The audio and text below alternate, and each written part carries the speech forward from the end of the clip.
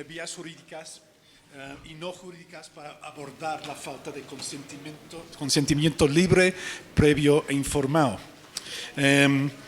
Entonces, mirar un poco con más profundidad estos temas que igual han salido en estos días también, de cómo las empresas usan chanchullos, artimañas, etcétera, para socavar el derecho a la consulta.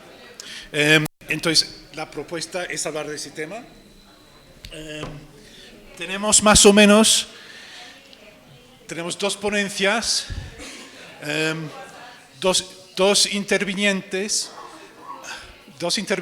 y luego ojalá tengamos bastante tiempo para preguntas y discusión. Entonces, para que esta sesión sea lo más productiva posible, igualmente, como ya sabemos, igual 2 horas tampoco es lo suficiente para cubrir todo, ¿no? Pero esos son los retos de la vida. Y además, como hemos dicho una y otra vez, la idea es un poco para ir tocando temas, conocer más, identificando huecos en el conocimiento, recordarles que hay un papelógrafo ahí en la sala de temas que ustedes quisieran que se discutan con más profundidad en el futuro, ¿no? Eso sería la cosa. Entonces, tenemos 2 ponentes. Tenemos a Adil Meléndez, abogado, activista del norte del país. Él mismo os va a contar más su vida. Y tenemos Hugo Habini, activista líder comunitario de la comunidad sarawak en Surinam. Una población que por sus campañas intentando frenar el destrozo de sus bosques por parte de grandes empresas madereras, logró, por ejemplo, una sentencia muy importante a nivel de la Corte Interamericana de Derechos Humanos. Una sentencia que resalta la obligación de respetar el consentimiento. Aquí no estamos hablando de consulta, consentimiento cuando los impactos de un proyecto pueden tener un impacto muy grave sobre la cultura y la identidad económica de una comunidad. Entonces, si están listos, Adil, ¿no? ¿Sí? No sé si presenta primero Hugo o Adil, como lo quieren hacer. Esperemos que Adil vuelva.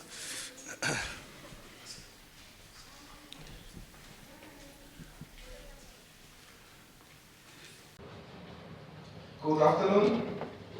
Buenas. So this session will deal with free prior informed consent. And as you know, I'm from Suriname. Yo soy de la comunidad de Sámaka. Nosotros somos una de las comunidades libres descendientes, las dos. Somos un pueblo libre que existimos en la selva con nuestro propio sistema de gobierno. Entonces, con tener un consentimiento libre, previo e informado, es uno de los primeros principios que debemos tener, porque si todas las personas en la comunidad tienen alguna tierra donde hacen todas sus actividades, y si otro miembro de la comunidad quiere ingresar a esa área o quiere utilizar maderables, uno tiene que abordar a la persona que utiliza esa parte de la tierra para buscar su consentimiento. Oiga, vi Álvaro maderable, quiere hacer un barco o una canoa, o quiero utilizarlo para material de tal y tal cosa. La puedo tumbar porque asumen que usted es el dueño, el propietario de esa parte del territorio. Y la mayoría de los casos, a uno le dan permiso, recibe el consentimiento de utilizar, bien sea la madera o los otros recursos que están allí. Entonces, para nosotros, esto es un principio básico de ética.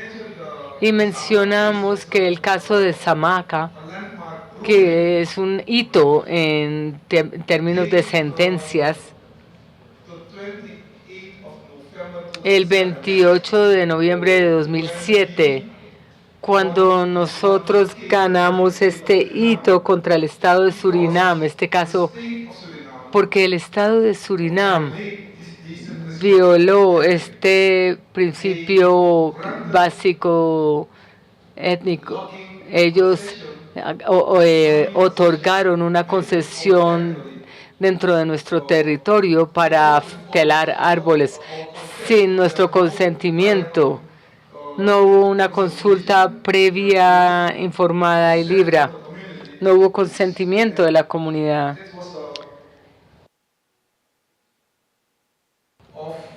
Y esa fue una violación clara de nuestros derechos humanos básicos.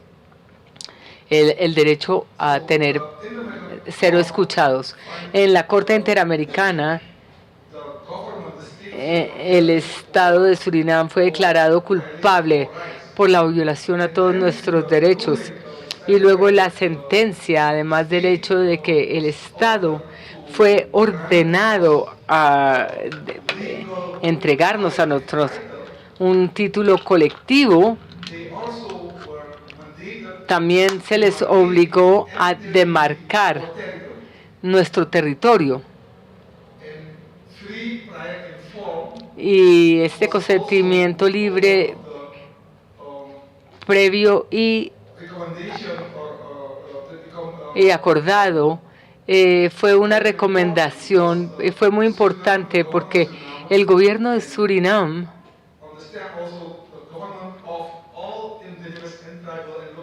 y el gobierno de todos los grupos tribales de Centroamérica, porque estos holandeses sentaron un precedente legal a todos los gobiernos en las Américas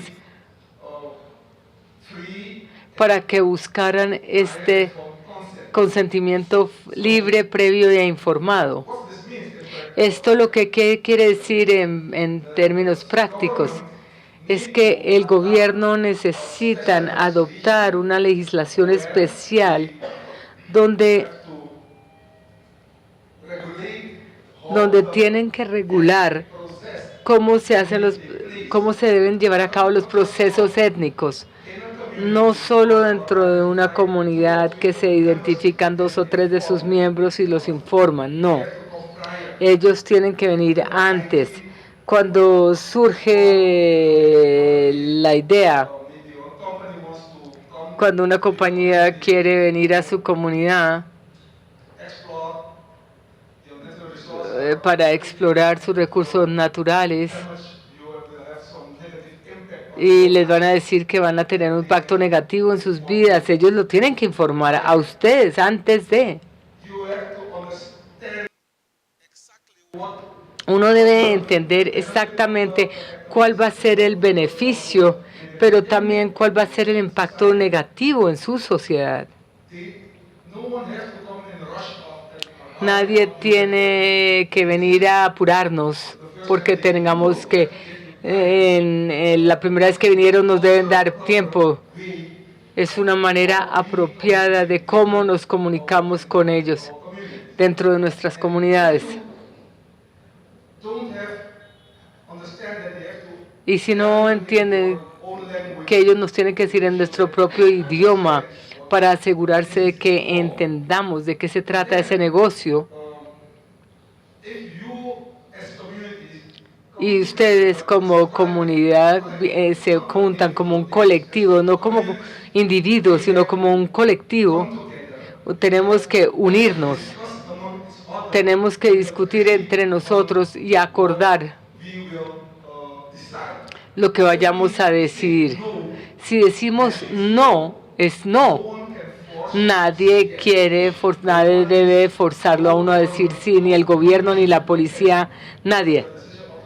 Esa es la decisión de la comunidad. Y todo el mundo tiene que respetar nuestra decisión. Eso quiere decir étnico.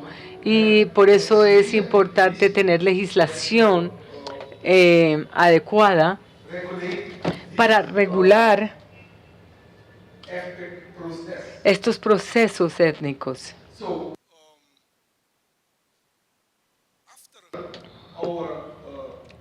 Ahora, después de la sentencia que emitió la Corte, nosotros como la comunidad Samaka trabajamos de manera proactiva.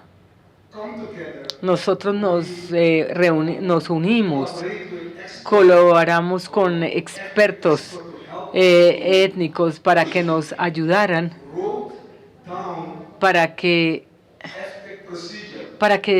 escribieran procedimientos étnicos. Nosotros como comunidad, ¿cómo queremos que el gobierno o las empresas nos aborden? ¿Cómo queremos que ellos nos aborden cuando cuando ellos quieren entrar a nuestro territorio para cualquier actividad económica que van a tener un tipo de impacto negativo en nuestro estilo de vida? Nosotros hicimos un borrador de un protocolo étnico y luego visitamos a las 74 comunidades, porque mi comunidad tiene 30,000 personas que estamos en 74 comunidades alrededor del río. Estamos en una zona aislada, remoto. Éramos muy aislados, pero ahora hay una vía y la gente puede acceder a nuestra comunidad muy fácil, pero tenemos un sistema. Y luego visitamos todas estas comunidades para discutir con ellos y pedirles retroalimentación, presentar el protocolo, el borrador del protocolo. Y cuando ya todo el mundo estuvo de acuerdo, esta es la manera, porque ese es el mínimo respeto, el respeto de cómo abordar a las comunidades. Y ese fue nuestro enfoque. Y luego estamos en el objetivo de educar al gobierno, porque ellos necesitan saber cómo nos deben abordar. Ellos nos lo tienen que hacer de acuerdo con nuestra cultura tradicional. El gobierno no nos puede abordar como se le quiere. El Estado, entonces, el estatus del procedimiento étnico dentro de, o que hace parte de los Samaka, y otra parte tienen que ver con de compartir. Porque si alguien viene a tu comunidad para comenzar un negocio, para explotar su recurso natural, lo que sea, minería o cualquier cosa, ellos van a recibir algún tipo de beneficios. Y debido a que el impacto negativo va a ser en toda la comunidad, es solo justo que el beneficio también se comparta con la comunidad. Eso quiere decir que hay que tener un sistema implementado para organizar la comunidad sobre quién va a manejar los beneficios y asegurarse de que todos pueda ser igualitario. No solo es dinero, puede ser casas, hogares, una escuela, salud, cualquier cosa. Pero debe ser coordinado con el pueblo, porque no es algo para los líderes tradicionales que manejen todas estas cosas nuevas. Es algo en lo que estamos trabajando ahora y preparando y buscando que los jóvenes también se incluyan. Los jóvenes que tienen la educación occidental, ellos pueden lidiar con todo este sistema moderno occidental. Pero seguimos trabajando en esto porque la legislación, la ley, lo que le exige la ley a Surinam que adopte, aún no lo han hecho. Pero yo creo que tienen que hacerlo, no hay una manera, ellos tienen que otorgarnos a nosotros el reconocimiento legal nuestro título colectivo, derecho a la tierra, pero no solo de la tierra, pero nuestro sistema colectivo de gobierno de acuerdo con nuestra tradición y nuestra cultura. Y eso también nos dará a nosotros una personalidad legal, una persona, porque nosotros como comunidad no existimos para la ley. No existe ahorita, no nos reconocen como pueblo, porque nosotros somos un pueblo, los Samaka, no somos solo un grupo, somos un pueblo con derechos especiales, de acuerdo con los derechos de Naciones Unidas, de los estándares de derechos de Naciones Unidas. Nosotros tenemos que enfrentar mucha oposición del poder económico, que tienen intereses en las selvas de tala, de minería, y ellos no quieren,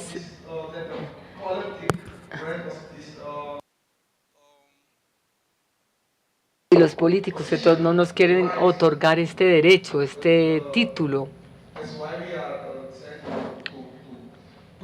Pero por eso ellos decidimos venir a un foro como este para presentarles a ustedes nuestro caso, para que ustedes sepan que nosotros existimos, que estamos partes de esta lucha o conjuntos, para que podamos trabajar de manera conjunta.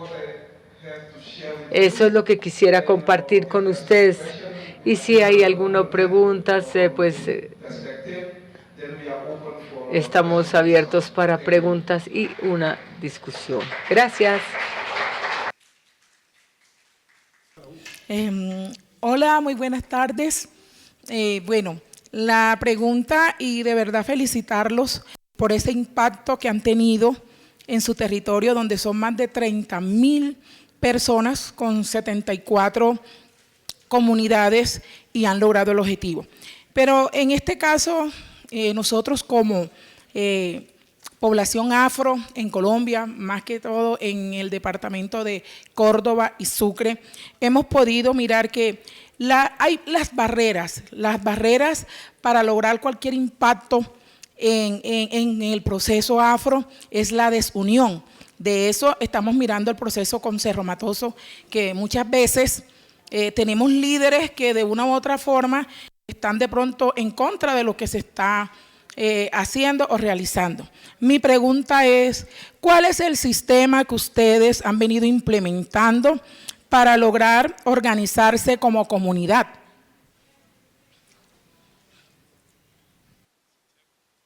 Okay, can I answer this question because I think it will make sense to respond directly. Thanks for your question, madam. I think that's Señora, yo creo que esto es uno de los retos más grandes para las comunidades, de unirse, de mantener la unidad y de buscar que todo el mundo se monta en el proyecto. No es fácil si uno no es el líder de la comunidad, porque la mayoría de las veces, cuando los hombres de negocios entran a una comunidad, ellos van a buscar al líder y tratan de hacer un trato con él.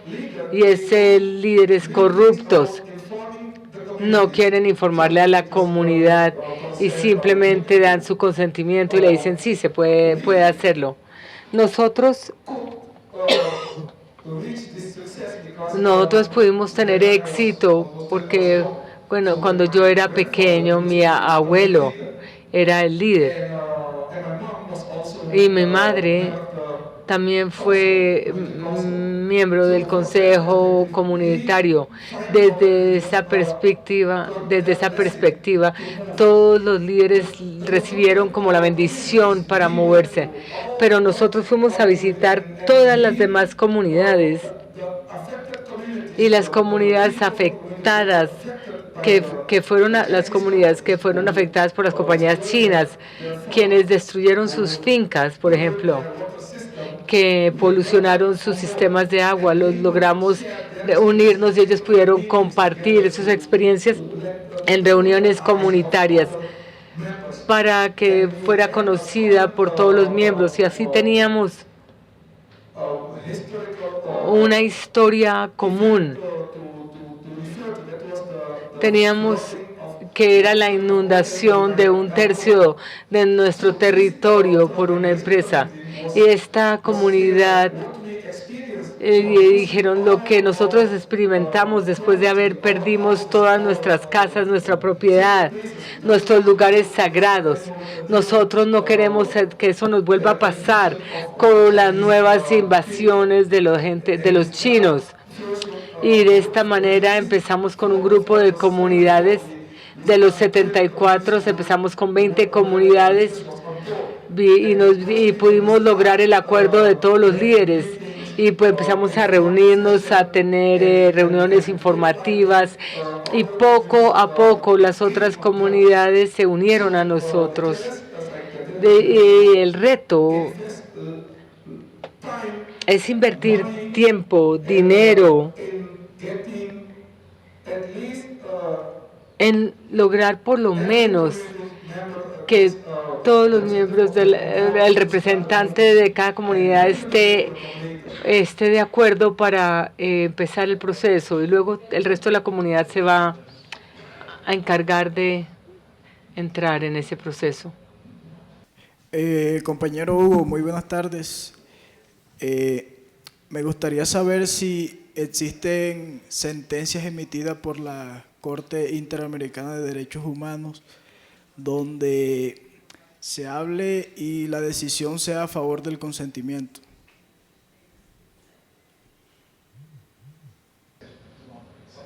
Yes, Let me tell you yes, because this Saramacca judgment is called Saramacca Judgment Fair. De la Saramacca, pero esta sentencia sentó un precedente en todas las comunidades tribales locales de las Américas. Cada uno de ustedes puede utilizar esta jurisprudencia como fuente para exigir o para reivindicar sus derechos. El consentimiento previo, libre e informado. Hay 7 jueces en Costa Rica, con base en Costa Rica. Estaban en la Convención Interamericana de Derechos Humanos y ellos emitieron este juicio con base en lo que nosotros presentamos como una violación. Es importante para todos nosotros en la región entender que la Corte sentó ya esbozó la dirección en la que tenemos que llevar. ¿Alguna pregunta más? Hugo Hugo es muy modesto, pero él y un compañero de su comunidad ganaron un premio muy importante para defensores del medio ambiente, ¿no? El premio Goldsman, ¿sí?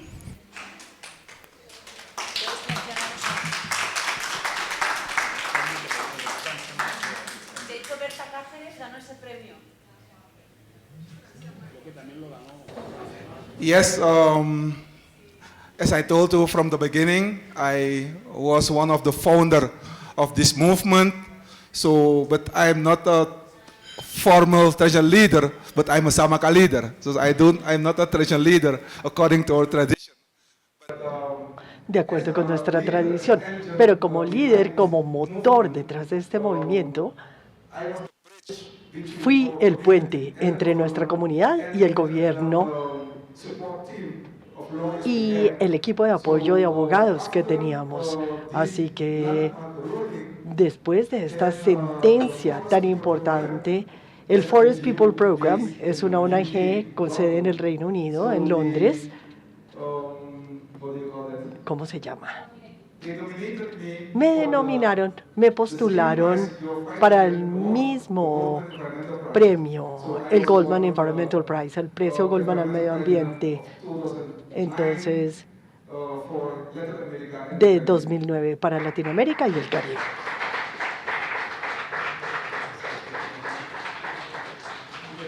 Bueno, entonces, si no hay ninguna más pregunta, habrá una sesión, rondas de preguntas al final.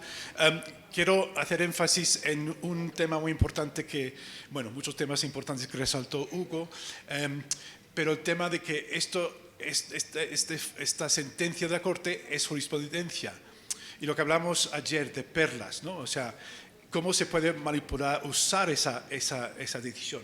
Es de resaltar que esa decisión ha sido adoptada en diferentes instancias de las Cortes colombianas, ¿no? A nivel nacional. Entonces, es para decirles, esto es jurisprudencia latinoamericana. Colombia tiene compromiso con todo el esquema de derechos humanos de las Américas, ¿no?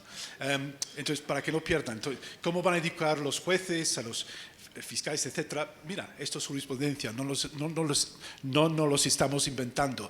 Entonces, es sobre el proceso Saramac. Si quiere hacer una pregunta más y pasamos a Hugo y luego hacemos a ti.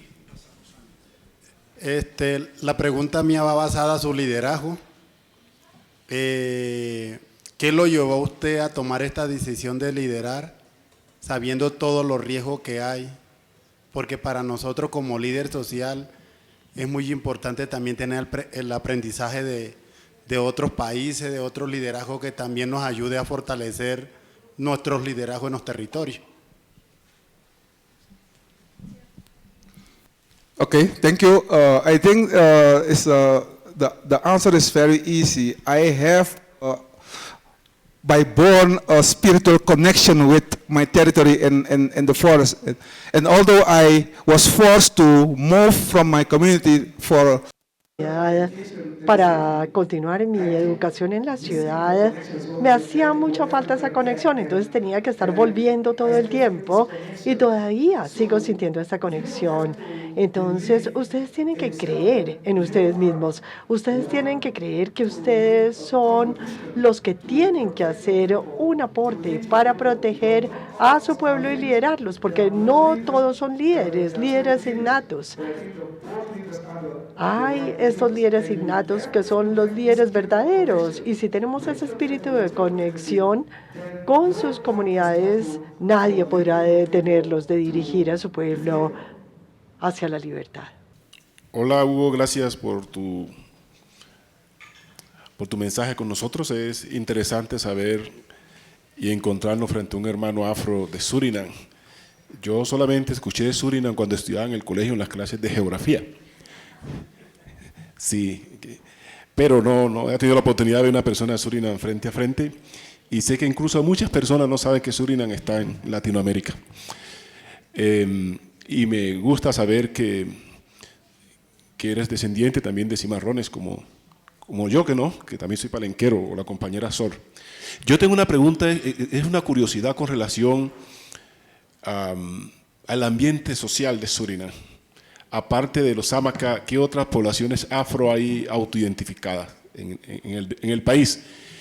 Y si el contexto social, aparte de las barreras normal que tenemos institucional, es similar acá a Colombia con relación a la existencia de otros grupos al margen de la ley que truncan los procesos acá en Colombia. ¿Allá es parecido o allá no existen esos grupos de extrema derecha, de extrema izquierda y de otros sectores violentos que también obstaculizan los procesos?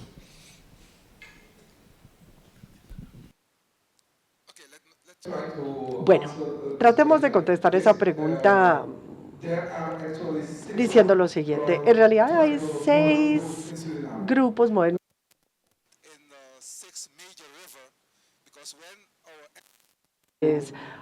porque nuestros ancestros decidieron liberarse, no seguir como esclavos, se fueron a la selva y siempre quisieron tener a los ríos cerca y mantenerlos. Entonces somos 6 tribus diferentes. Los Amacas somos los más grandes de las tribus, pero tenemos también los Chucá, los Focarisi, Batawai, Tamacá, Anuco y los Cuentís. Esas son las otras tribus.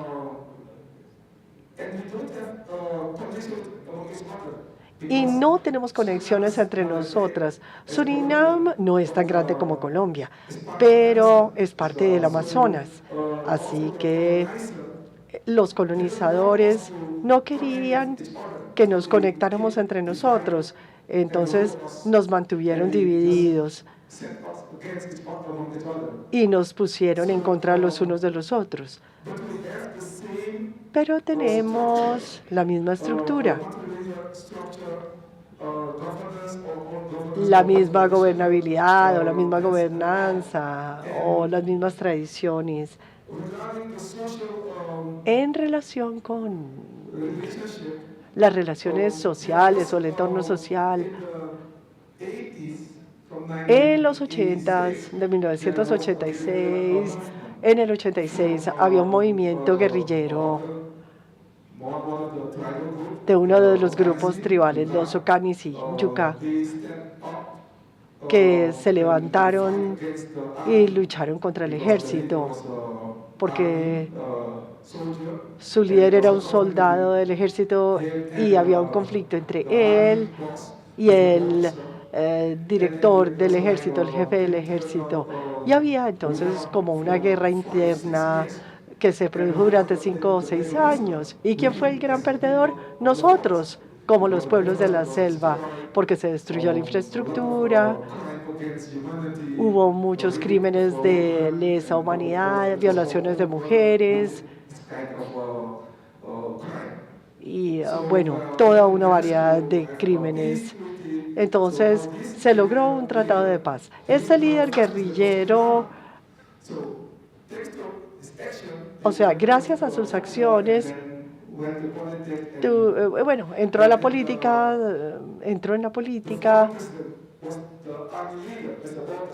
El señor Bautista era el jefe del ejército y podemos ver que parte de esta acción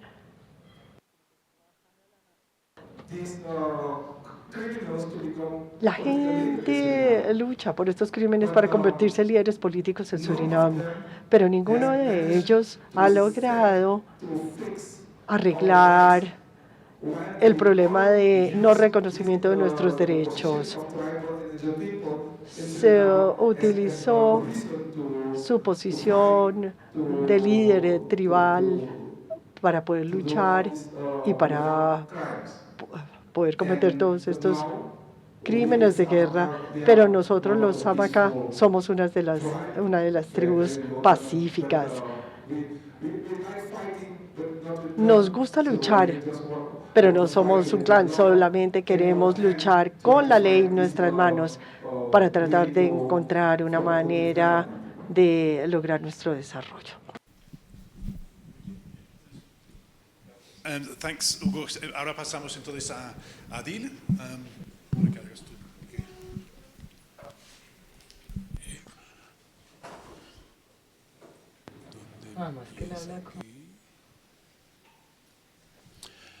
Bueno, compañeros y compañeras, muy buenas tardes. Hugo nos ha dado una conferencia magistral que ha incorporado aspectos sociológicos, antropológicos, éticos, culturales, políticos y de liderazgo. Es decir, nos ha dicho el valor de un líder. Y me ha dejado sin palabras. Yo incorporaré lo que Hugo ha hecho de manera técnica, porque él realmente ha descrito gran parte de lo que yo expresaré aquí. La sesión que nos corresponde se define como vías jurídicas y no jurídicas para abordar la falta de consentimiento libre, previo e informado. Así se denomina el título. Dice, para determinar cuáles son las vías jurídicas y no jurídicas necesarias a fin de establecer si una comunidad es sujeta de derecho a la consulta previa, es importante tener en cuenta lo siguiente. ¿Cuáles son las comunidades que son sujetas de derecho? Entonces, para el caso de Colombia, se han definido que son sujetos de derecho las comunidades étnicas, y especialmente las comunidades palenqueras, afrocolombianas, raizales, ron e indígenas. Por fuera de ese rango constitucional y convencional, ninguna comunidad podrá tener derecho a la consulta previa. Pero también es importante definir los principios que orientan a la consulta previa. Para que la consulta previa sea eficaz, tiene unos principios, las normas que garantizan el derecho a la consulta y los criterios que se han definido para orientar la consulta previa. Pasemos al siguiente.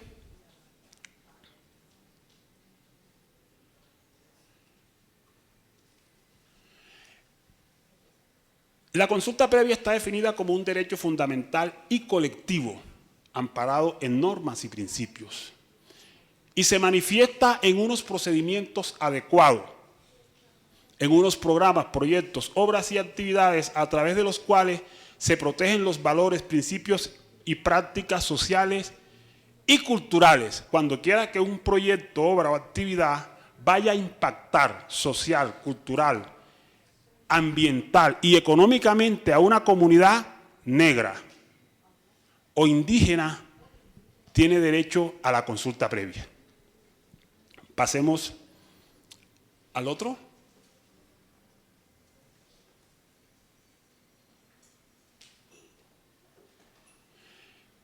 La Corte Constitucional, en el artículo 7, define los derechos culturales de los pueblos indígenas y de las comunidades negras. Y en el artículo 330 garantiza el derecho a la participación.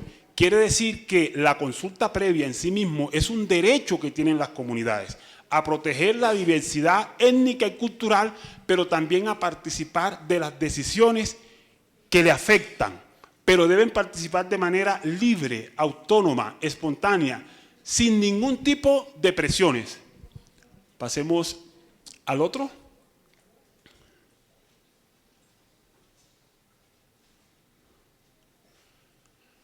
Pero ella tiene unos principios, que sería una tarea. Principio de la buena fe. Principio de la buena fe. Principio de participación activa y efectiva. Principio de la información. Principio del carácter de previa, es decir, antes que la empresa ingrese al territorio, se debe llevar a cabo la consulta previa. Antes que la empresa empiece a actuar, usted debe tener toda la información del proyecto. Antes que la empresa ingrese al territorio, usted debió participar en la descripción o definición de los impactos que va a causar la empresa. Principio de prevalencia del derecho al territorio y de la integración étnica y cultural. Ningún proyecto puede afectar el territorio, sus medios de vida sostenibles, ni la cultura. Principio de flexibilidad, es decir, nada puede ser coercitivo. Hoy nos podemos levantar de la consulta, mañana nos sentamos, pero no puede ser en la usanza que hacen las empresas, que la consulta empieza a las 9 de la mañana y son las 3 de la mañana y la comunidad está sentada cuando ya hay 5 personas para tomarla de sorpresa y que estén cansados. Principio del consentimiento, creo que ya Hugo hizo un avance jurisprudencial de lo que corresponde a este principio. Principio de la libertad. Nadie puede estar coaccionado, ni se puede decir, como se dijo en el canal del dique, baja la voz que usted sabe que este proyecto, aquí hay gente poderosa. Se debe actuar libremente. Principio de representatividad. Si la comunidad no tiene un representante o hay una disputa de representación, la consulta previa debe suspenderse hasta tanto se resuelve esa representatividad. Pero contrario a este principio, lo que hace el Ministerio del Interior, la Dirección de Consulta Previa, la autoridad, es que llega a la comunidad, previamente se ha reunido con unos líderes que ha sobornado y designan una junta provisional y violan el principio de representatividad. Principio de reparación. Es el principio que busca mitigar, compensar los impactos, y aquí hay un principio de publicidad. Toda la comunidad debe conocer el proceso de consulta previa. Lo que ocurre con este principio de publicidad es que se reúnen por allá a escondidas, nadie se entera y usted al día siguiente se entera que hubo una reunión de consulta previa. Principio de participación integral del Estado. La consulta previa es un asiento que está así, mire, vamos a describirlo aquí. Aquí está el Ministerio del Interior, en esta silla. Aquí está la Procuraduría, el Ministerio Público. Aquí está la empresa y aquí está la entidad que otorga la licencia ambiental. Y en una silla también están los abogados. A veces todos los que están allí están a favor de la empresa y nadie a favor de la comunidad. Cuando se habla del principio de participación integral del Estado, es que el Estado debe estar como garante en función de garantizar el derecho a la consulta previa, pero no en función de facilitarle a la empresa, a través de trampa, sacar adelante la consulta desconociendo los derechos de la comunidad. Principio de responsabilidad y de garantías. Principio pro pueblo, debe garantizarse la integridad del pueblo, y principio de la integridad étnica y cultural, es decir, no se pueden alterar los valores y principios culturales de la comunidad. Pasemos al otro. Bueno, hay unas normas que garantizan el derecho a la consulta previa. Aquí está el artículo 7, 8, 13, 40, 330, la ley 70, el decreto 1076, aquí tenemos las disposiciones indígenas, decreto 21 de 1994, la ley 99 del artículo 76, ¿verdad? Hay unas directivas presidenciales que garantizan el derecho a la consulta previa. Pasemos al siguiente.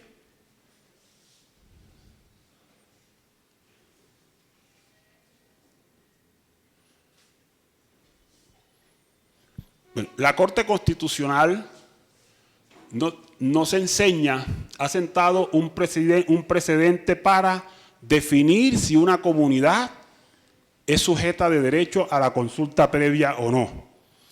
Y la Corte nos ha dicho, cuando se afecte el libre y pleno disfrute de los derechos de que son titulares las comunidades indígenas, hay derecho a la consulta previa. Cuando se constituya una intromisión en las dinámicas sociales o culturales. Usted está tranquilo en su río, en su campo, y llega alguien como si llegara un cuerpo extraño a tu organismo, hay derecho a la consulta previa. Cuando se modifique el estatus o posesión jurídica que tienen las comunidades indígenas en el ordenamiento nacional, hay derecho a la consulta previa. Y que implique una afectación al medio ambiente, a los territorios en los que habitan las comunidades. Nosotros en el canal del dique, todo lo que hemos hablado aquí es de derechos en materia ambiental, porque los proyectos extractivistas están relacionados al medio ambiente, los proyectos de gestión al agua están relacionados también al medio ambiente y los proyectos de infraestructura. Y todos de manera directa afectan a las comunidades étnicas como sujetas de derecho constitucional a la consulta previa.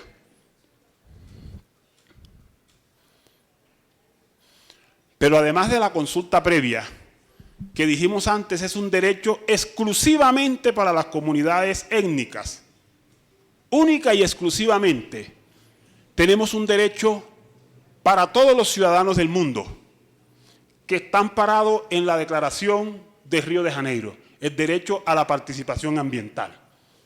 Este derecho nos indica que es el derecho que tienen todos ciudadanos a participar e intervenir en las decisiones que adopten las autoridades públicas y privadas sobre decisiones, programas, proyectos relacionados con el medio ambiente o que afectan al medio ambiente y a la salud humana. Quiere decir que si en su comunidad campesina o en una ciudad se está desarrollando un proyecto o una actividad que afecta al medio ambiente y en consecuencia a la salud humana, usted tiene derecho a intervenir allí para que se hagan los ajustes y se tomen las medidas que mejoren o mitiguen ese impacto.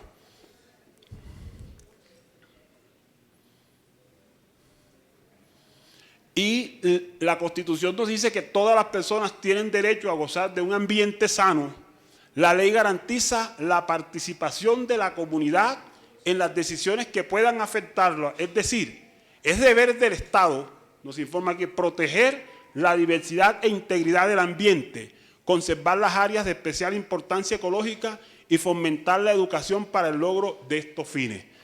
Sí, lo dice la Declaración de Río, pero la Constitución lo ratifica.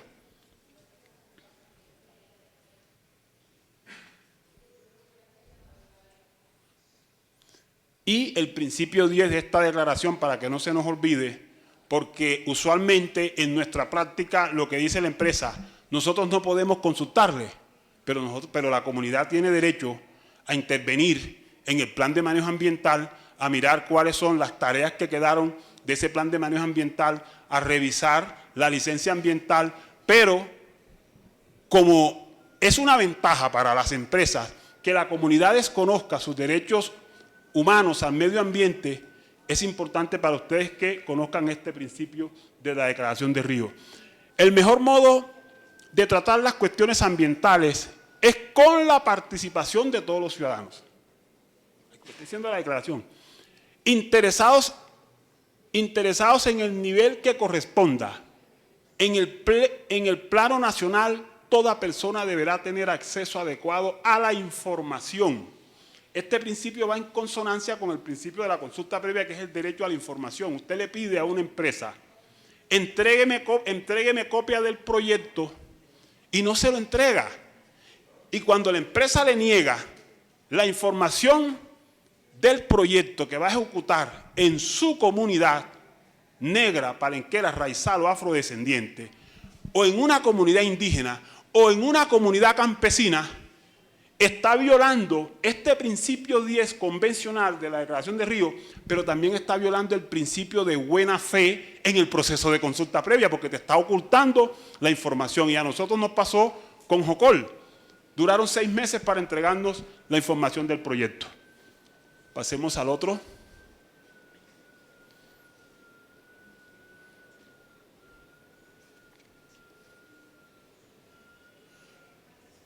Bueno, y esto no lo voy a leer porque esto está muy largo. Esto no lo voy a leer. Este es el desarrollo del derecho a la participación ambiental. Esta es una decisión del Tribunal de Pasto. Una sentencia riquísima que nos enseña que todo ciudadano tiene derecho a participar en las decisiones en materia ambiental. Y que participar en esas decisiones no se limita única y exclusivamente, como ocurre en nuestras comunidades, que te citan a una socialización del proyecto o una simple información. La participación ambiental nos enseña aquí que ustedes deben tener toda la información del proyecto. Deben recibirla de manera adecuada, pero sus opiniones, sus recomendaciones, sus sugerencias deben ser tenidas en cuenta. Ha expresado la Corte Constitucional. Contrario sensu, cuando estamos en discusión con una empresa, a la comunidad se le cita para socializar el proyecto o para informar, pero sus opiniones no son tenidas en cuenta. Entonces, es importante que tengan en cuenta esta sentencia T361 del 2017 y otra que se cita del año 2021, en la que la Corte Constitucional ordenó la suspensión de aspersiones aéreas con glifosato, es decir, el programa del PESIC, porque no se había llevado a cabo la consulta previa de las comunidades negras que serían impactadas y se pretendía, entre otras cosas, hacer de manera virtual. Entonces, simplemente porque no se había cumplido con el deber de la obligación de participación ambiental y de consulta previa. Pasemos a la otra.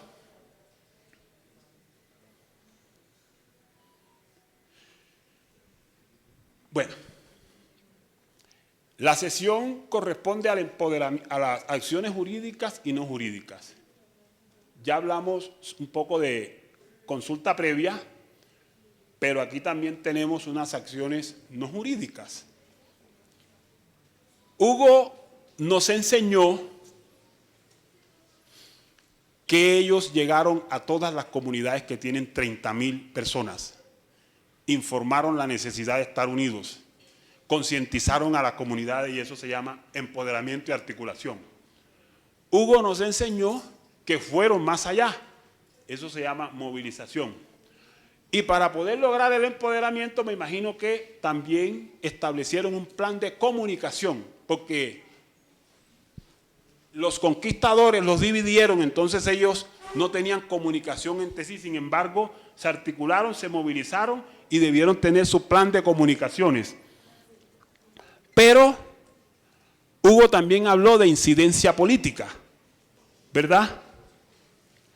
Y aquí están peticiones y quejas y reclamos. Quiere decir lo anterior, que dentro de las acciones no jurídicas, cuando no vamos a demandar, regresemos, tenemos que empoderar a las comunidades. Tenemos que buscar un punto de convergencia. Y el punto de convergencia es la cultura. ¿Qué nos une? A nosotros en el Canal del Dique nos une el río, nos une el agua, nos une los medios de vida sostenibles. A Hugo les unía todos los recursos naturales que estaban siendo depredados. ¿Por qué es necesario movilizarse? Para mandarle un mensaje a la nación de los impactos que está causando el proyecto, para visibilizar. Lo hicimos como en experiencia en el Canal del Dique. Ahora acabo de ver una noticia que me mandaron de Rocha donde dicen que un trabajador agredió a un operario de la empresa, pero la ciudad no conoce que la empresa ha destruido los medios de vida sostenibles. Pero también debemos tener claro que el daño que causa la empresa es necesario darlo a conocer y para eso hay que hacer un plan de comunicación, prensa escrita, hablada, medios de comunicación. Nosotros hicimos unas 300 reuniones, hicimos movilización y le dijimos al país que el proyecto Canal del Dique era un proyecto corrupto, era un proyecto lesivo, era la privatización de ríos y le hicimos el favor al gobierno de sacar su proyecto que lo tenían a escondidas y ponerlo en la escena nacional. Hoy es un proyecto que se conoce gracias al trabajo de las comunidades, pero en la incidencia política nos reunimos con senadores, trabajamos en un debate de control político que nunca se citó, nos reunimos con Naciones Unidas, recorrimos con Naciones Unidas todo el Canal del Dique, con los parlamentarios y presentamos peticiones, quejas y reclamos que si las sacamos del empolvadero donde las tenemos, seguramente podrían inhabilitar a una docena de funcionarios porque todos prevaricaron. Es decir, estas son acciones no jurídicas que presentamos. Ahora bien, refiriéndonos a Hugo, ellos acudieron como acción jurídica ante el sistema interamericano y presentaron una querella, una petición ante el sistema interamericano. Si a nosotros se nos viola el derecho a un ambiente sano, el derecho a la participación ambiental o el derecho a la consulta previa, podemos utilizar la acción de tutela como mecanismo transitorio. Pero si en el marco de un proceso de licenciamiento ambiental del que nos hayan convocado o participado o no, se incumplen los programas, tareas o proyectos que quedaron en la licencia ambiental o en el plan de manejo ambiental, usted puede como acción jurídica adelantar una acción de cumplimiento. Hace un derecho de petición y pide, mira, usted debe cumplir este acto administrativo. Pero si hay una licencia ambiental que no fue conocida por la comunidad, o que habiendo sido conocida por la comunidad, no fue socializada o no se está cumpliendo los programas, proyectos que están en la licencia ambiental o afecta el medio ambiente o afecta la salud humana y el proyecto no establece las medidas para mitigarlo, usted puede presentar una acción de nulidad ante el contencioso administrativo. Usualmente en este tipo de proyectos son pocos los casos donde se le da un golpe de gracia al proyecto y siempre nos quedamos con la tutela, promoviendo la acción de tutela para la consulta previa, pero no demandamos la nulidad del acto administrativo, bien sea del título minero que está privatizando, que va a dañar el río, que está privatizando el territorio. No demandamos la licencia ambiental para la operación del título minero, sino que nos quedamos con la acción de tutela para la consulta previa. Ese es el grave error de nuestras comunidades. Pero también podemos demandar la acción de nulidad y restablecimiento del derecho, y si el título minero, si con la licencia ambiental y la operación del proyecto, obra, actividad, se causan daños al medio ambiente, a la salud humana, un daño contingente, podemos presentar una acción popular solicitando la suspensión o la ejecución del proyecto. Es decir, aquí rápidamente observo 3 acciones en el contexto nacional, en la jurisdicción nacional, pero también, si queremos ir más allá, podemos decirle a la Comisión Interamericana: en Colombia no hay garantías porque hay una justicia excesivamente corrupta. Y nos vamos al sistema interamericano sin agotar el recurso interno bajo esos parámetros y podemos presentar una petición como la que hizo el compañero Hugo. Pasemos a la otra.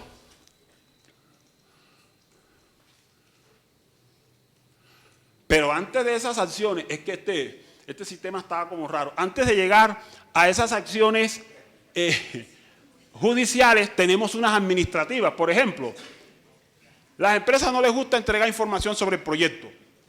Artículo 23 de la Constitución, para obtener información del proyecto.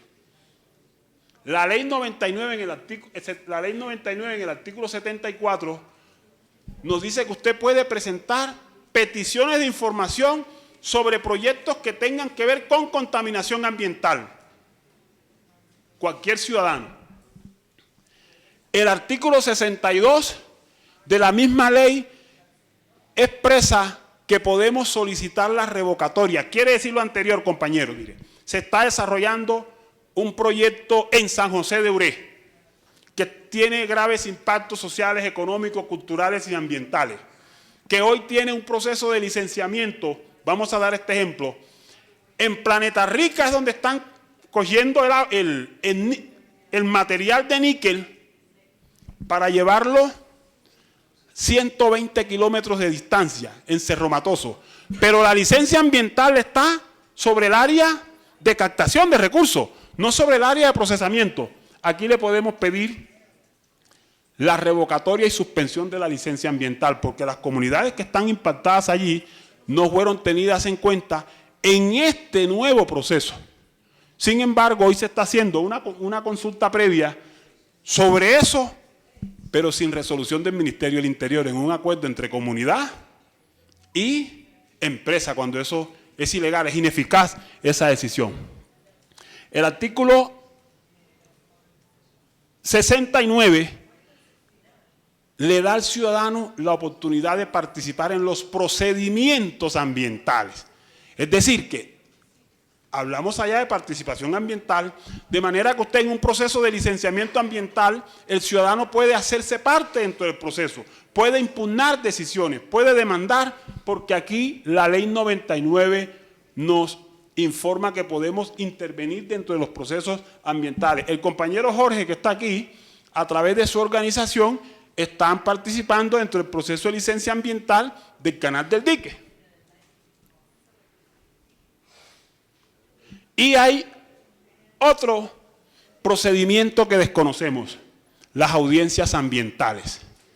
100 firmas de la comunidad y 3 organizaciones pueden dirigirse a la corporación o a la agencia, a la corporación ambiental o a la Agencia Nacional de Licencias Ambientales y solicitarle una audiencia ambiental sobre un proyecto, obra o actividad que está causando graves impactos. Nuestra recomendación, Jorge tiene experiencia porque ellos lo han hecho con Ecopetrol, es que no sea bajo la figura de la audiencia pública ambiental, porque es la empresa la que debe asumir todos los costos. Y si la empresa asume todos los costos, ella le presta el micrófono al ciudadano. Pero si usted dice que esta audiencia que se está planteando, además de pública, es popular, usted dice, nosotros asumimos todos los costos, pero es una audiencia pública, ambiental y popular, usted le presta el micrófono a la empresa y a los órganos del Estado. Ellos no pueden coartarlo.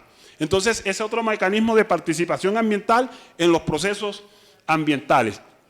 Y estaba aquí la acción de cumplimiento. Pasemos al otro. ¿Hasta aquí llegó? Bueno, entonces con esto quiero decirle que no se agota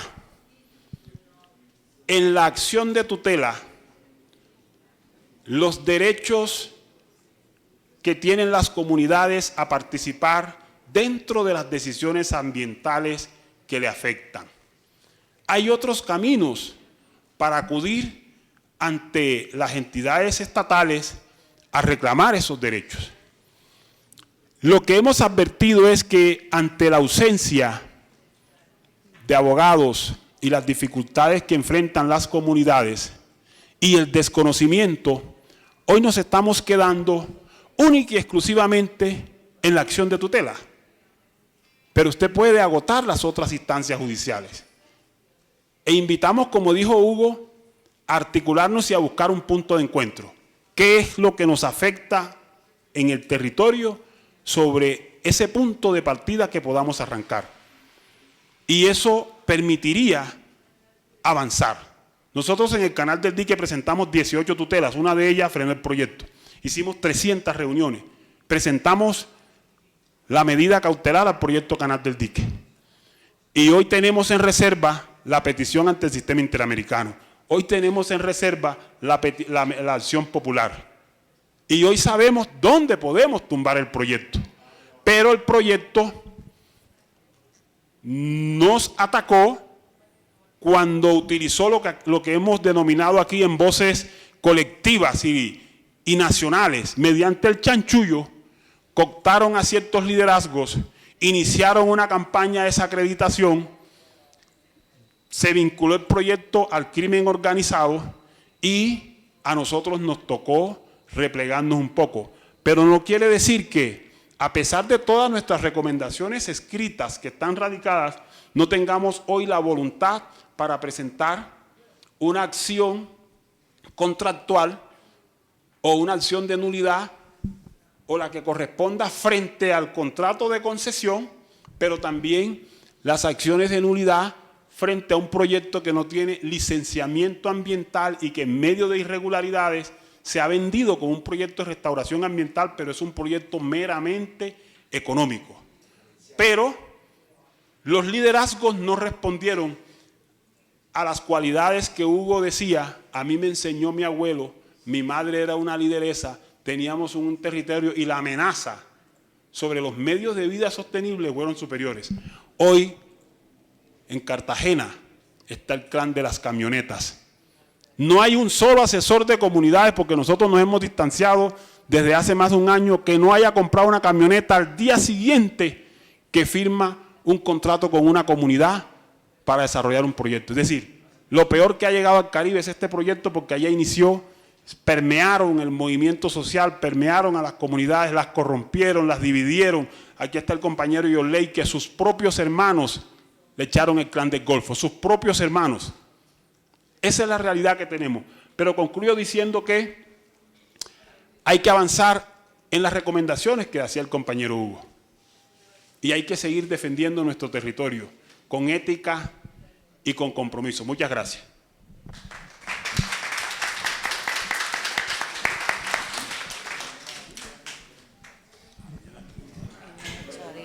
Bueno, gracias, Adil.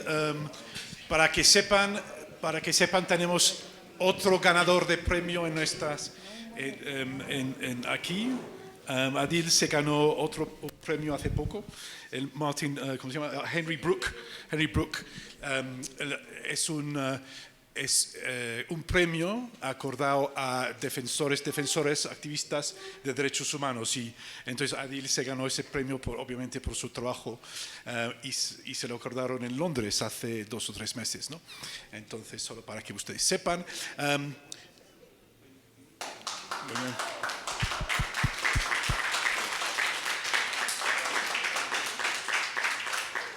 Muy bien, tenemos como media horita. Yo propongo que solo, si no te importa, hacemos como 2 preguntas puntuales a Adil sobre su caso y luego demos esa media horita para discusión general sobre el tema de consentimiento previo, de consulta. Antes de empezar, hay una pregunta puntual que se hace sobre a Hugo, ¿sí? Sobre qué consejo, era al revés, ¿no? ¿Qué consejo se le puede dar a Adil sobre el cómo se hace a Hugo sobre cómo se hace respetar el consentimiento previo, ¿no? Entonces, si tienes algunas recomendaciones puntuales, igual podemos hacer la pregunta también a Hugo al revés, o sea, para que de vuestras experiencias, cómo se pueden complementar. ¿Qué es lo que has hecho tú que no ha hecho Hugo y al revés? Que podría ser útil, ¿no? Y luego, sí, entonces dejo que responda. No sé, do you want to start and give some ideas? What would you say to Adil about ideas for strengthening his work he's doing? Okay.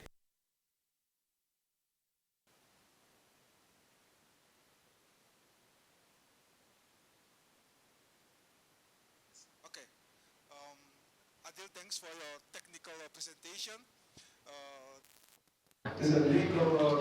Es una clínica legal en realidad. Todas las herramientas que tenemos como comunidades, como abogados, para apoyar nuestras comunidades. Y quisiera decir algo. Las compañías del gobierno no les gusta lo étnico, porque ellos creen que tienen plata y pueden tomar las decisiones por nosotros, y no les gusta la ética. Ustedes como comunidad necesitan conocer sus derechos, necesitan conocer sus cualidades. Usted tiene que educarlos cuando ellos vienen a ustedes, que usted es el dueño, que usted tiene los recursos y que usted me necesita a mí y no yo a usted, porque nosotros como comunidad, nosotros no nos acercamos a las corporaciones, ellos vienen a nosotros y ellos quieren que nosotros los respetemos, pero en contraste, pero ellos también nos tienen que respetar a nosotros. Entonces creo yo que es importante para que nosotros seamos conscientes de nuestra posición, de nuestros derechos. Tiene que ver con equidad. Usted tiene recursos, usted tiene plata, yo tengo recursos. Usted quiere mi recurso para hacer más plata. Entonces nos tenemos que respetar y tenemos que sentarnos en una mesa redonda, no en una mesa cuadrada, en una mesa redonda, porque así somos todos iguales para discutir. Ustedes hacen una oferta y yo hago una contraoferta y así empezamos la negociación. Y nosotros como una comunidad necesitamos conocer esta posición, que nosotros no somos débiles, somos fuertes. Tenemos que creer en nosotros, tenemos que tener confianza y conjuntamente podemos ganar. Eso es lo que quiero decir en términos generales. Pero yo no tengo nada que comentar sobre Adil, porque cuando usted habla de su caso basado en la ley, sobre todos los procedimientos, usted tiene el conocimiento y todos los pasos a seguir y tiene todas las la información de compartir información, peticiones, comunicaciones. Y la comunicación es un proceso permanente, porque salimos de una reunión de la comunidad y al día siguiente que uno se va, otros miembros vienen con otro tipo de información y uno tiene que volver y empezar de nuevo. Y esto es un proceso permanente y afortunadamente tenemos todos estos plataformas de medios que podemos intercambiar información que podemos mandar por WhatsApp. Cuando yo empecé en 1996, no había acceso a Internet en mi comunidad, ni siquiera teníamos teléfonos, un contacto telefónico. Nosotros utilizamos un radio de doble vía y algunas comunidades teníamos un centro de salud donde teníamos que ir al centro de salud y a la ciudad a cierta hora en la tarde y en la mañana con un mensaje por radio de doble vía y ellos le comunicaban a la comunidad. Pero ahora,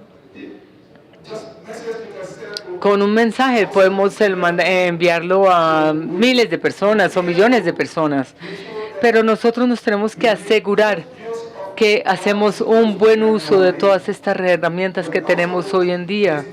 Pero estas herramientas también se pueden utilizar para mandar información equivocada, noticias falsas. Y eso es algo que nosotros tenemos que estar conscientes de eso. Y una buena guía, un buen liderazgo es muy importante para ayudar y poner a nuestra comunidad en el camino adecuado. Felicitaciones por tu presentación, Adil. Vamos a dejar a Adil que diga 2 o 3 cositas y luego pasamos a unas preguntas. Bueno, no es nada fácil responder una pregunta como esa que se me ha hecho sobre el consentimiento. ¿Es posible un consentimiento en Colombia cuando el eje esté soportado sobre los derechos de las personas? Pero aquí el eje del consentimiento no gira en torno a los derechos de las personas, a los derechos de la naturaleza. Gira en torno al interés del proyecto. Si girara en torno a los derechos de la naturaleza y las personas y hubiera ese respeto consensuado, estuviéramos hablando del consentimiento. Las personas podrían decir, yo objeto ese proyecto y no lo voy a desarrollar. Pero en un país donde usted no tiene libertad de decidir y donde a usted se le dice que el proyecto va por la cabeza de quien fuere, que el proyecto hace parte de las líneas económicas que el Estado promueve y que se debe desarrollar, pero que también hay un déficit de ética del liderazgo, que es otra gran amenaza para el consentimiento, la ética del liderazgo de lo que nos ha hablado Hugo, pero que se ha visto ya no por la empresa, sino también por las comunidades, que es un negocio la naturaleza, hace parte de un negocio para algunos líderes de las comunidades. No habría posibilidad del consentimiento porque los líderes de la comunidad también han entendido que hoy es una oportunidad para ellos para poder ganarse unos recursos y hacen lo que nos enseñaba el compañero aquí de Cañaverales, que es la esencia de lo que pasa en el Caribe. Hacen reuniones apartes con los asesores y definen o deciden la suerte de la comunidad en una reunión privada en la que se ha determinado que el costo de ruta metodológica, el costo de los asesores, el costo de las compensaciones y la suerte de la comunidad. Si el eje central fuera los derechos de las comunidades, los derechos de la naturaleza, el respeto entre esa mesa que no debe estar en función única y exclusivamente de la empresa, sino en función de los derechos de las comunidades, habláramos de consentimiento. No es posible en Colombia hablar de consentimiento en el contexto que nos encontramos con violencia que se ejerce sobre los liderazgos y una ausencia, una debilidad institucional, pero una precaria ética del liderazgo. Esa es la realidad. Yo valoro, hoy me siento orgulloso que Hugo haya venido aquí, nos ha enseñado mucho, porque es lo que a uno le puede enseñar. Cuando nosotros decidimos enfrentar el proyecto Canal del Dique, que todavía no hemos terminado, es porque yo soy de la región del Canal del Dique. Soy de la zona que va a ser impactada. Tenemos propiedades ahí. Tengo un arraigo social, cultural, ambiental. Allá están mis muertos y está la familia. No es algo que yo me inventé, no es siquiera los honorarios que podía ganarme.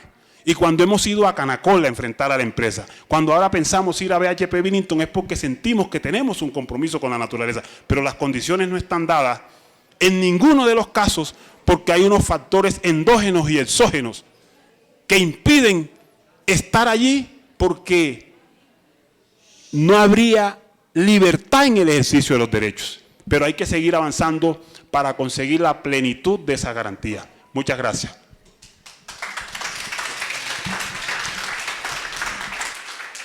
Gracias, Adil. Entonces, hacer hincapié en los puntos que han salido en esta sesión, y me parece que es muy importante y clave lo que se ha resaltado. ¿Cómo podemos hablar de consentimiento, de consulta, en estos contextos de violencia, impunidad, incluso donde se ha destrozado la naturaleza, las formas de vida, la pobreza? O sea, el Estado algunas veces ha jugado un papel para empobrecer las comunidades. Entonces, no tienen oportunidad, no tienen opciones. En esas condiciones, ¿de qué estamos hablando? ¿De consulta, de consentimiento? ¿O estamos ante un juego bastante sucio? Tengo una pregunta, un comentario de Francisco. Voy a tomar y luego vamos a pasar, si hay alguien que tenga preguntas para Adil y Hugo. Voy a tomar 3 preguntas y luego pasamos usted, aquí, ¿alguien más? Usted, ¿quién puso la mano? Bueno, tomo 4 y así. Bueno, déjame que paso a la siguiente ronda para que tengamos 4 preguntas aquí y luego pasemos. Bueno, Francisco primero. Francisco primero, Monrey. Mire, solamente una precisión. Todas las sentencias de la Corte Constitucional sobre consulta previa meten un parrafito que la gente como que a rato se lo pasa por encima y no lo lee. Las sentencias de la Corte Constitucional dicen que se debe hacer la consulta previa y dice unas cosas maravillosas que incluso cuando apenas esté planeando, etcétera, etcétera. Pero en los párrafos finales dice que si la comunidad y el gobierno no llegan a un acuerdo sobre la consulta previa, prima lo que diga el gobierno. Entonces, la pregunta mía es, ¿para qué hace consulta previa si usted no va a hacer lo que dice la comunidad? Entonces, por ejemplo, en una experiencia de la que yo participé, en el Cerro Cara de Perro, entonces logramos que se repitiera una consulta previa y el 100% de los compañeros indígenas rechazaron la metida de la compañía minera. Hoy la compañía minera sigue metida allá, bombardea con el ejército las comunidades y quiere expulsarlas. Entonces, eso es sencillamente para que lo tengamos en cuenta, porque cuando cambiaron el artículo 332 de la Constitución Política del 91, hicieron un jueguito de palabras que en derecho tiene muchos efectos legales. Antes de la Constitución del 91, la ley y la Constitución del 86 decía que la propiedad del subsuelo era de la nación. La nación somos todos y todas. La Constitución del 91 dijo la propiedad del subsuelo es del Estado. ¿Quién es el Estado? El que administra la nación. Entonces el gobierno es el que dispone qué se hace con eso. Un poquito la jugadita que le han hecho a Hugo, claro, la jugada ya es peor todavía porque lo dispone una potencia imperialista como Holanda. Pero algo aquí parecido, porque las potencias imperialistas, como ustedes ven, hacen la ley. Concluyo de que simplemente es un llamado que cuando usted haga todo este tipo de cosas, lo que dice Adil, la pelea hay que diversificarla, no solamente la pelea jurídica, porque ustedes ya saben, el crimen organizado hace la ley en Colombia. Entonces usted de entrada está perdiendo. Entonces hay que hacerle a la movilización, hay que hacerle a la denuncia internacional, la desinversión, bueno, jugarle por todos la operación avispa que llamo yo. Muchas gracias. Gracias, Francisco. Pasemos. ¿Usted quién? Buenas tardes. Mi nombre es Andrés Achito y hago parte de un colectivo de abogados que se llama Cubadaura. Y digamos, desde la corporación, desde nuestra organización, a nosotros nos surge como una inquietud, como una preocupación frente, digamos, a este principio que nos planteaba el compañero Adil, que es como el principio del acceso a la información, en cuanto a que, digamos, hablando para el caso de nosotros estamos como en el desarrollo, en la implementación de un observatorio de consulta previa, libre e informada, que le permita, digamos, es como una herramienta que hemos estado pensando que le permita acceder en tiempo real, digamos, a información sobre esos proyectos, obras o actividades, o sobre proyectos de ley que pueden afectar, digamos, derechos territoriales de pueblos étnicos o derechos fundamentales. Y nos hemos encontrado, digamos, como en la barrera de que las instituciones que deben, digamos, garantizar o brindar esa información, de cierta manera no la brindan de la manera que debería brindarla o entendible, digamos, y más para, digamos, para las comunidades, para las autoridades que, digamos, no tienen, digamos, un lenguaje tan técnico, ¿cierto? Entonces, en ese sentido, digamos, que la pregunta es, digamos, ¿qué mecanismo, aparte, digamos, como de algunos que nos planteaba aquí el compañero, como el tema del derecho a la petición y otros, qué otro mecanismo o qué acciones podemos, digamos, implementar para que el ministerio, en este caso, digamos, como la Dirección de Autoridad Nacional de Consulta Previa, pueda brindar esa información de manera entendible y que también sea de fácil acceso para las comunidades o el público, digamos, interesado, ¿sí?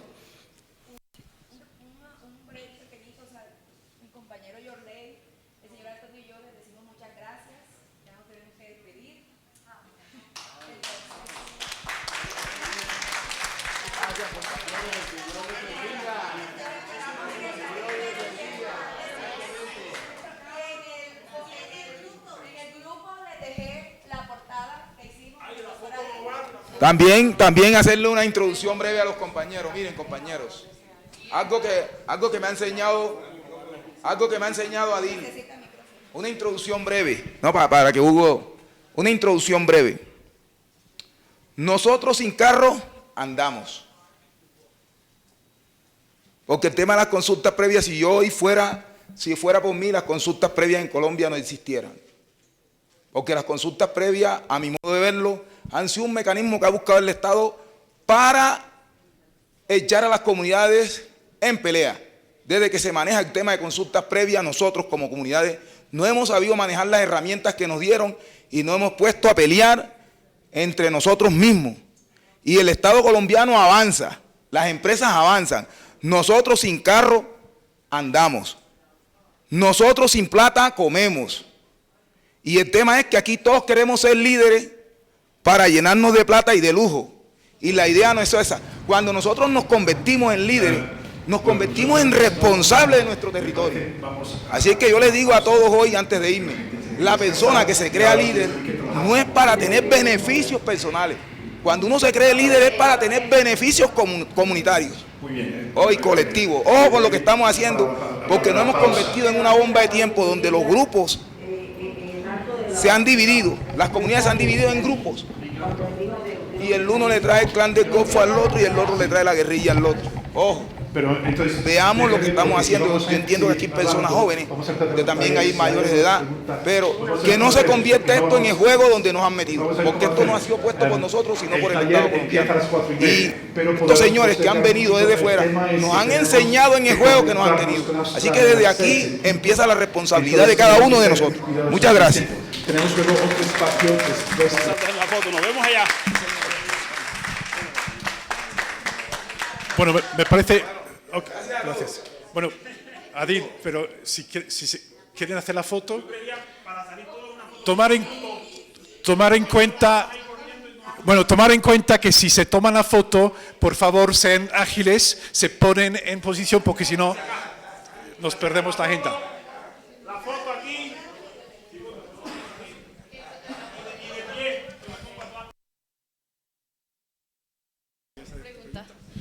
Gracias. Igual esta pregunta está conectada con algunos puntos que tenemos desde el Observatorio de Acubadaura, y la segunda pregunta va en torno a cómo podemos integrar pues todos estos principios en algunos nuevos negocios que tienen que ver con extracción, pero ya no es extracción mineral, sino nos referimos particularmente a los negocios de venta de bonos de carbono.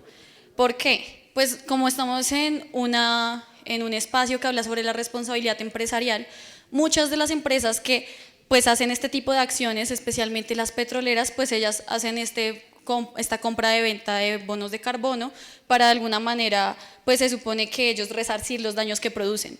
pero que estamos viendo que lo que hay hoy por hoy es que esos negocios han causado pues unos conflictos al interior de las comunidades, particularmente de casos indígenas. Se conoce como el caso de Pira Paraná, en donde se genera como un rompimiento muy fuerte de las comunidades por eso.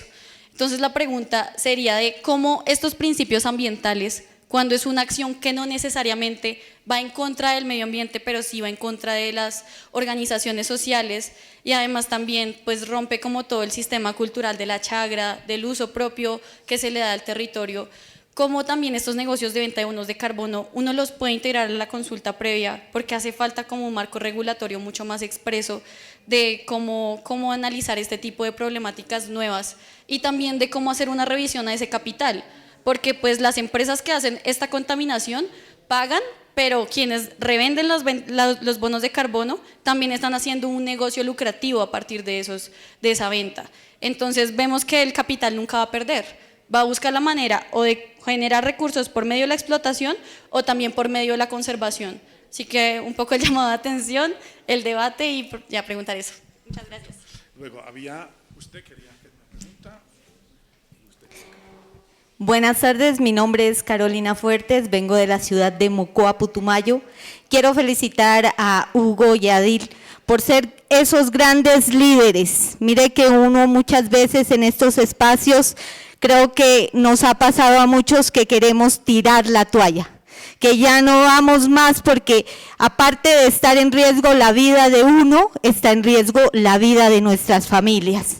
Entonces, escucharlos a ellos nos fortalece, nos da esa fuerza y ese impulso de seguir adelante y de seguir ese camino tan duro por proteger a la Pachamama, como lo dicen el pueblo indígena, que pertenezco a él, y también me he involucrado a las juntas de acción comunal por la defensa del territorio. Entonces, mi pregunta para Adil: ¿cómo podemos enfrentarnos a los medios de comunicación que todo el tiempo viven aplaudiendo a estas multinacionales? Que realmente, por lo menos en el municipio de Mocoa, ayer exclusivamente, salió que Libero Cobre está haciendo una convocatoria laboral pidiendo las hojas de vida de los ciudadanos de Mocoa. Entonces, imagínate esta problemática tan extensa. Sufrimos, creo que en todos los departamentos, la escasa forma laboral, o sea, no hay trabajo. Y vienen estas multinacionales, nos prometen esta vida y la otra, y aparte se alían con instituciones educativas, en el caso nuestro el ITP, Instituto Tecnológico del Putumayo, para escoger estos espacios, llegar y sentarse allá y empezar a pedir hojas de vida a los ciudadanos. Entonces, nosotros como juntas de acción comunal estamos siendo los mentirosos del momento, porque el acuerdo número 020 no se respeta, porque todo lo que hemos luchado y todos los grupos ambientalistas que estamos en la defensa del territorio no valemos nada.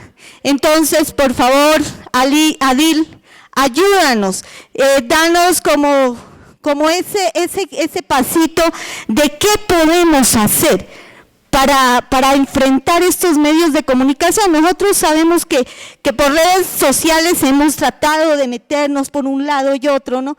Pero con las instituciones gubernamentales y instituciones educativas, imagínate que deberían estar al lado de la defensa del medio ambiente, nos ha quedado un poco difícil. Incluso también con Corpo Amazonía, que es una entidad que vigila la protección del medio ambiente. Muchas gracias. Antes de que, solo resaltar que algunos de estos temas, pienso yo que son temas que se pueden estudiar en la clínica por las propuestas que he hecho, pero sí.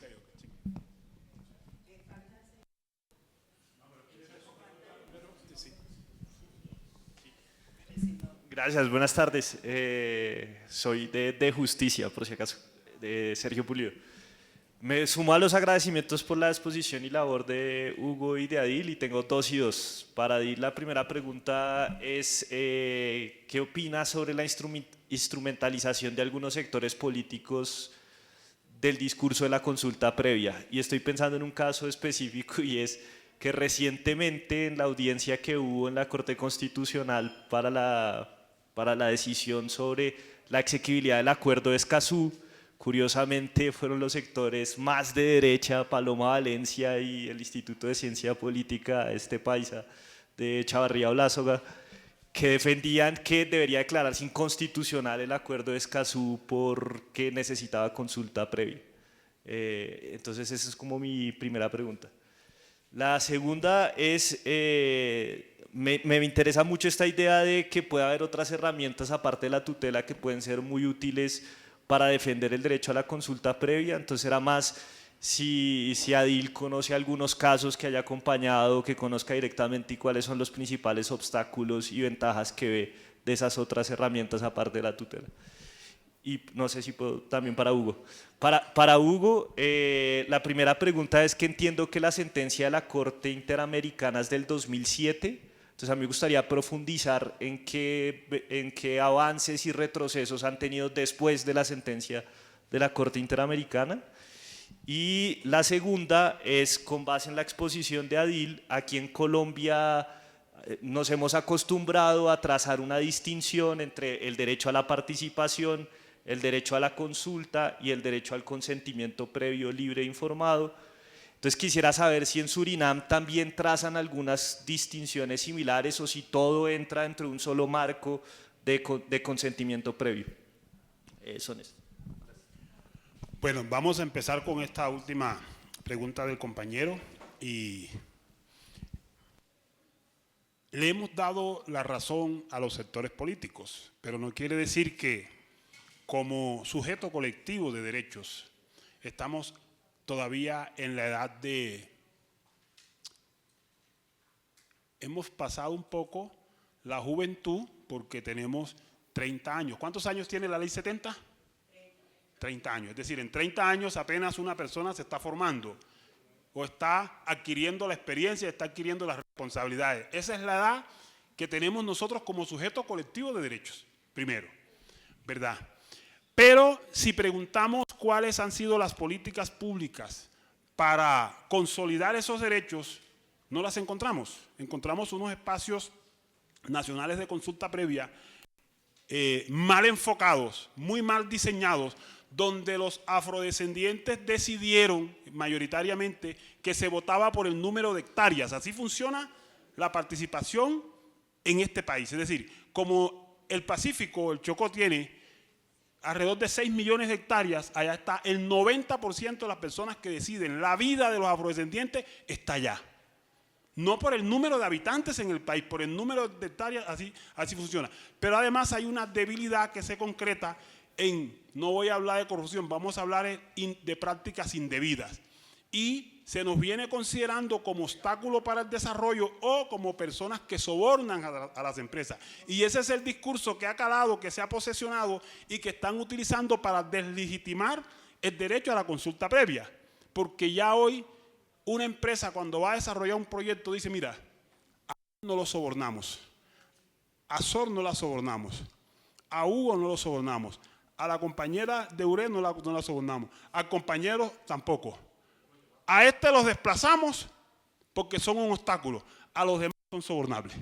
Entonces, como ya se tiene en el imaginario colectivo que estas comunidades históricamente abandonadas han visto en la consulta previa una oportunidad para sacar adelante sus programas, sus proyectos, que nada tiene que ver con las medidas de compensación, sino que la comunidad ve la empresa como la solución a todos los problemas, ¿verdad? Pero también hay unos líderes que aprovechan eso para enriquecerse. Entonces, eso legitima un poco esas posiciones antiderecho de la señora Cabal y otrora Vargas Llera. Frente a ese tópico puedo plantear ese punto. El otro tema que planteabas era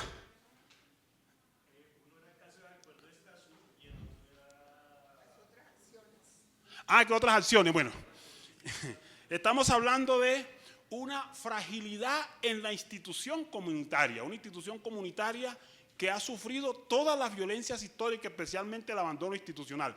Y voy a decirlo porque quien estuvo sentado allí o quien ha estado estudiando estos 20 años he sido yo. Acción de nulidad y restablecimiento del derecho, de nulidad simple contra el acto de licenciamiento ambiental, bloque 5 de Canacol. Presentamos la acción y en 15 días, como no me dejé sobornar por una información que llegó, la comunidad me retiró la demanda. Retiró la demanda y entiendo que fueron sobornados.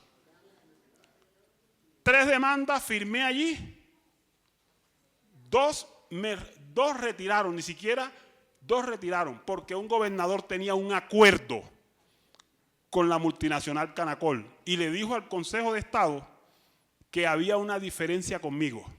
Después me enteré que había ese acuerdo, entonces así tampoco se puede. Es decir, hay una debilidad de la institución comunitaria. Y tenemos preparadas unas demandas para el tema Canal del Dique que por las amenazas que han sobrevenido no las hemos adelantado. Pero eso es lo que hoy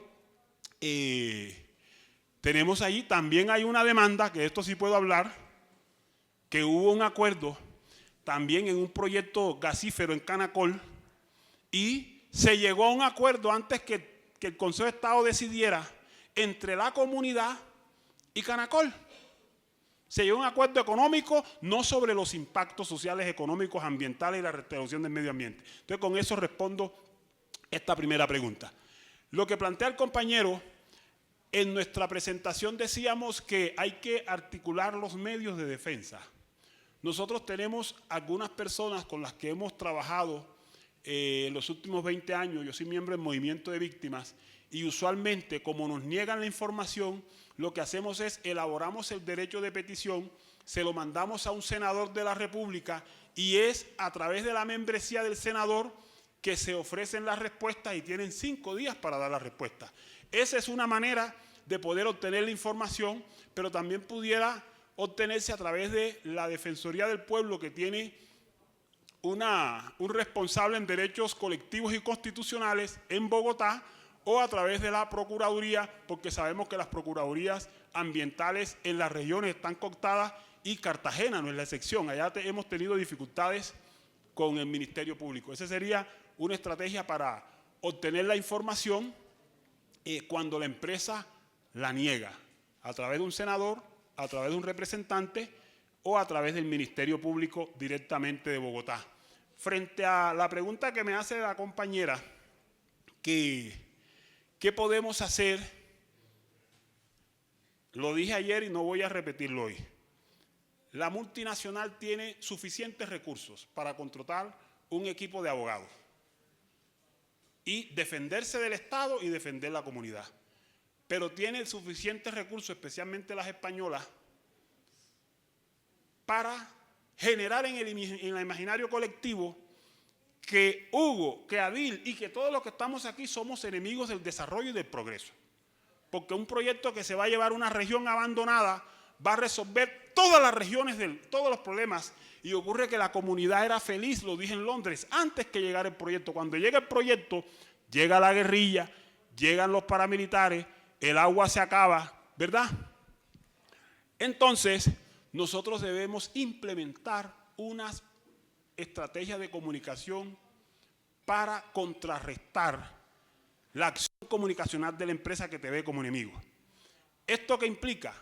Redes sociales, conseguir aliados, prensa alternativa, prensa nacional, lograr que algunas personas de reconocida reputación hagan artículos en el Canal del Dique. Sacamos un documental con palabras mayores. A los 3 días tenía 50.000 vistas, pero a las 24 horas estaba hablando con un viceministro. Tuvimos 2 informes coronel. En Facebook Live tenía como 3.000 seguidores, hoy creo que son como 15.000, aunque tengo mucho tiempo que no estoy hablando. Es decir, en un año tenía 15.000 personas siguiéndonos, ¿verdad? Y logramos demostrar que nosotros teníamos la razón. Hoy no se está haciendo nada en el Canal del Dique que no hayan sido nuestras recomendaciones, nuestras exigencias. Pero el proyecto habla con todos los corruptos menos con nosotros. Pero lo que se está haciendo son nuestras recomendaciones. Entonces hay que implementar un plan de medios de comunicación que permita mantener informada a la comunidad sobre los riesgos, sobre las amenazas y sobre las dádivas que está ofreciendo el proyecto para dividir a la comunidad, con miembros de la comunidad local, pero también con expertos a nivel nacional. Por ejemplo, una tutela que nosotros presentamos, de las 18 que le hicimos al Canal del Dique, en la última tutela convocamos a De Justicia, convocamos a LICAN y convocamos a algunas instituciones como terceros con interés en el proyecto. Claro, no se hicieron parte, no sé qué pasó allí, pero la idea era llevar eso al contexto nacional. Entonces, plan de comunicación. Frente al tema de los bonos de carbono, yo creo que se dijo en la intervención de la mañana, hay que sacar eso del contexto nacional y llevarlo al contexto internacional. En nuestro caso, nosotros trabajamos con contexto. Cuando vamos a una comunidad, hacemos una línea de tiempo que nos permita identificar el problema, los actores, los riesgos, las amenazas, las afectaciones ambientales, sociales, culturales, a quién nos enfrentamos, y tratamos de tener un panorama. Aquí está la compañera Marilyn, la compañera Milena, estaremos ahí visitando otras comunidades esta misma semana. Entonces, hay que denunciar esa situación ante la comunidad, ante las entidades del Estado, que son las que están propiciando eso. Hay que denunciarlo ante los medios de comunicación, pero como esta mañana dijimos que teníamos unos organismos internacionales, hay que decidir, bueno, ¿quiénes estábamos antes que llegaba la empresa ahí? ¿Estaba la empresa o estábamos nosotros? ¿A quién se le debe reconocer esos beneficios por venta de CO2? Pero hay que ponerlo allá en el contexto internacional y en el contexto nacional. Todo con paciencia, porque la idea no es salir de aquí a enfrentar unas multinacionales que tienen. Si no tienen, termino aquí. A la disidencia de la FARO, al Estado Mayor Central, a la Segunda Marquetalia, al ELN, a las autodefensas gaitanistas, tienen al coronel de la policía, al coronel del ejército, al coronel de la armada. En el ministerio tienen a William Camargo, voy a hablarlo por mi caso. Cuentan con Defensoría del Pueblo, con Procuraduría, hasta con la iglesia. Entonces, como ellos cuentan con todo, usted tiene que contar con su comunidad o con gran parte de la comunidad. Si no lo logra, habrá que pensar cómo se hace. Okay. Hugo?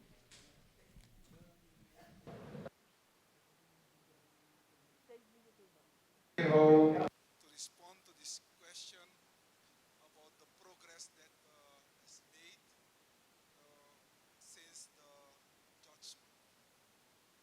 And we are not there yet, but we are setting some baby steps. And I can tell you that one of the achievements is that we managed to put land rights, collective land rights of tribal and indigenous people on the national agenda. Since the judgment, every political party, Todos los partidos políticos en su propaganda tiene este punto incluido en su programa partidista, pero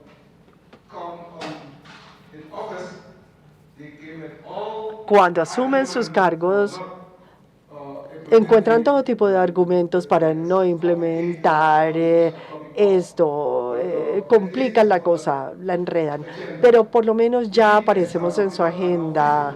Nosotros, el pueblo Samacá, ahora somos visibles. Antes éramos desconocidos, nadie sabía de nosotros, pero ahora ya somos visibles a nivel nacional también. El gobierno cumplió con parte de la sentencia. Por ejemplo, las compensaciones financieras, eso lo pagaron.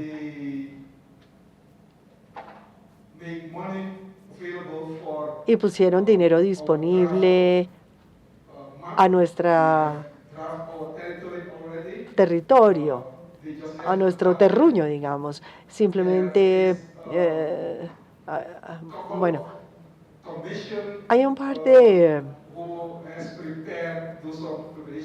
comisiones que están preparando algo de trabajo preparatorio, y tenemos un marco, un borrador de ley, un proyecto de ley, un marco para un proyecto de ley en el Parlamento que se está debatiendo en este momento, que será el marco para cómo regular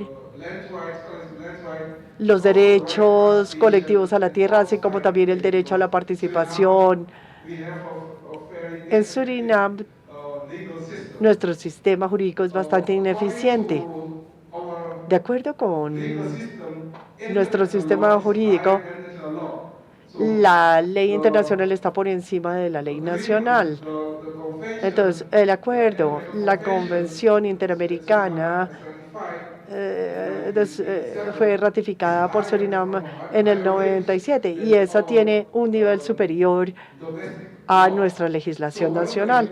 Entonces, uno de los requisitos es que Surinam tiene que alinear la legislación nacional con las normas internacionales y garantizar el derecho a la participación y todas estas cosas. Así que este proceso está dándose en este momento. Todavía no estamos al final, no hemos llegado a ese punto. Tenemos que ejercer más presión, tenemos que elevar nuestras voces todavía más para poder obtener también apoyo internacional para presionar nuestro gobierno, porque cuando toda esta gente van a foros internacionales, bueno, hay muy buenas presentaciones acerca de lo bien que todo está saliendo, pero ya dentro del país hay una falta de derecho por los derechos humanos, una falta de respeto por los derechos humanos. Estamos colaborando con organizaciones amigas, ONGs, incluyendo Roots to Justice, que es uno de nuestros aliados, pero también la Asociación de Justicia Global, Global Justice Association,